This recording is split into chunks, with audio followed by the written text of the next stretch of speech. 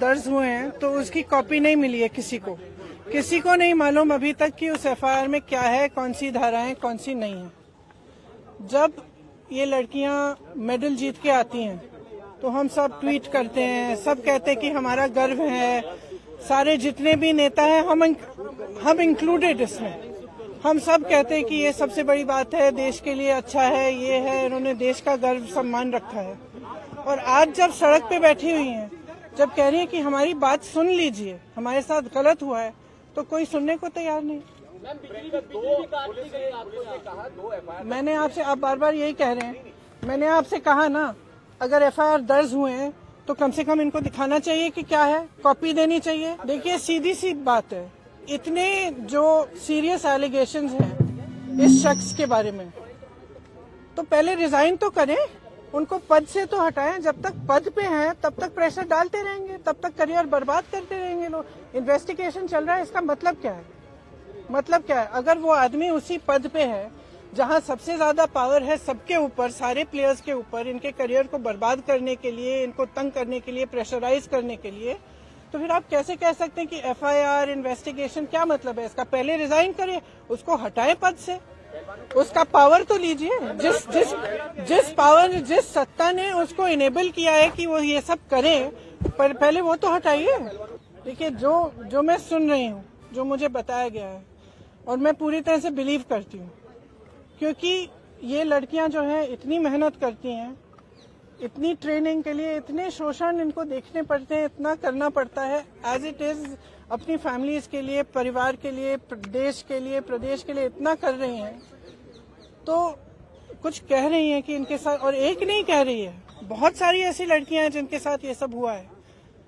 तो मैं समझना चाहती हूँ, एक्चुअली मैं समझना चाहती हूँ कि सरकार इनको बचा क्यों रही है। क्योंकि अगर प्रधानमंत्री जी को इतनी भी परवाह होती तो कम से कम बात तो करते, बुला तो लेते। फिर से जब आपने मेडल लेके आए तो आपने बुलाया ना, घर चाय पिलाई, तो बुलाइए, बात करिए। बच्चियां हैं, बच्चियां, हम सबकी बच्चियां हैं। और मतलब क्या कह रही, ये कह रही है ना कि हमारी 2024 का इलेक्शन है। अब भगवान जाने, मैं आपसे पूछ रही हूँ कि भाई इस आदमी को बचाने के लिए इतना सारा क्यों किया जा रहा है, जब इतनी सारी लड़कियां जिन्होंने देश के लिए इतना किया है, अपने परिवारों के लिए किया है, प्रदेश के लिए किया है, देश के लिए किया है, और इतना मतलब पर्सनल संघर्ष है इनका, आप देख सकते हैं, इन्होंने इतना किया है और आप उसको बचा रहे हैं। भाई इनको बचाओ ना। हमारे देश के बारे में ये क्या कहता है अगर हम अपने बच्चियों को नहीं बचा सकते?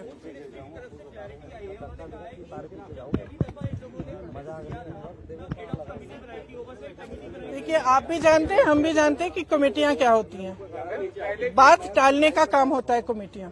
हम कमेटी बना रहे हैं, आप कमेटी के साथ बात कर लो आप, और फिर बात खत्म। यही चाहती है ना सरकार। क्यों?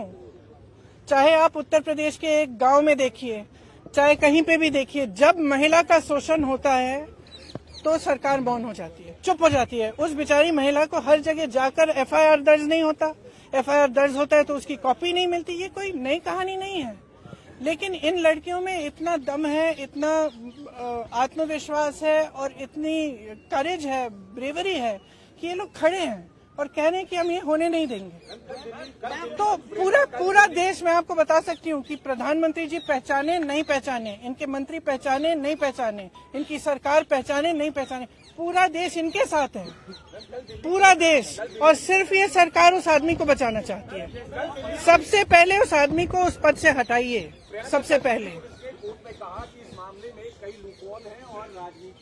ये तो सब देखिए, जैसे ही महिला खड़ी होती है सारे लूपहोल निकल जाते हैं, तमाम ऐसी अफवाहें फैलाई जाती हैं, उस महिला को भी के बारे में भी उल्टी सीधी चीजें कही जाती है, हमेशा आपने देखा है। लेकिन देखिए ये संघर्ष करने वाली महिलाएं हैं, इन्होंने एज इट इज बहुत फेस किया हुआ है और ये फेस करेंगी, ये मुझे समझ में आ रहा है। आपने तो बहुत पूछ लिया। ऑपरेशन शीश महल में टाइम्स नाउ ने दिखाया कि अरविंद केजरीवाल ने अपने घर में 44 करोड़ उन्होंने खर्च किया डिजाइन। देखिए, आपको पॉलिटिसाइज करना है ये सब, नहीं तो मैं चली जाती हूँ, क्योंकि इसीलिए मैं,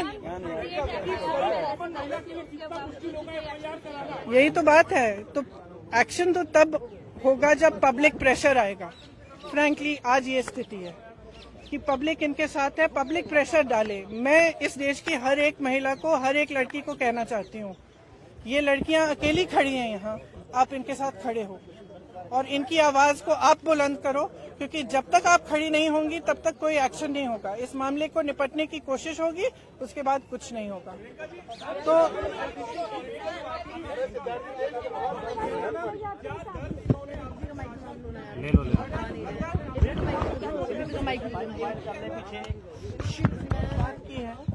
इसलिए हम अलग बैठे थे, तो मैं यहाँ क्यों बताऊँ वो बातें, वो इनकी निजी बातें हैं। लेकिन मैं इतना बताना चाहती हूँ कि मुझे इन पर बहुत गर्व है कि ये आज इस चीज को लेकर खड़े हुए हैं और इसमें एक्चुअली कोई पॉलिटिकल बात नहीं है। इसका राजनीतिकरण बिल्कुल नहीं होना चाहिए और अगर होगा तो एक बहुत बड़ी शेम होगी और हम सबको इनके साथ खड़ा होना चाहिए। बस इतनी सी बात।